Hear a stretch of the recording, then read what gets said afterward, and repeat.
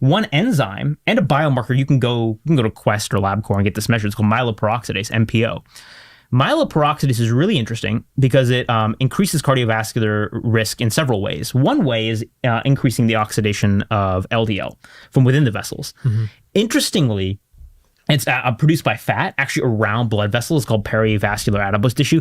It decreases fat browning and decreases energy expenditure, at least in animals, and then decreases adiponectin, which is, adiponectin is kind of like a yoga class for your arteries. So basically this fat-produced hormone that does go up in obesity makes blood vessels stiffer, oxidizes LDL. So just the oxidation effect, if you have an environment where you're more susceptible to oxidation, have higher levels of this enzyme because you have more fat tissue secreting it, you might be more susceptible to damage from quote-unquote excess omega-6 versus, say, you're lean, healthy, and on a ketogenic diet.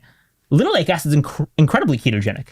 Turns into, like, I can boost my ketone levels with sesame oil over 20 hours to like 6 millimole. Yeah, whether that has any clinical relevance is questionable. The point is, whether we're talking about 13 dihomey, I guess we're calling it, oxidation by myeloperoxidase, generation of 4-HNE, turning into ketones, this biomolecule has so many paths. Sure, linoleic acid can go a lot of different places. And the metabolic milieu, your metabolic status, influences how you partition, how you partition everything, how you partition calories, how you partition linoleic acid into different biomolecules. So I emphasize this because I want people to be thoughtful, just like applying it to their own life. What food are we talking about? And what is my metabolic status?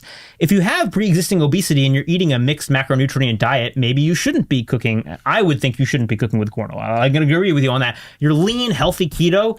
Are, 2 ounces of walnuts bad for you? I don't think so. I don't think so.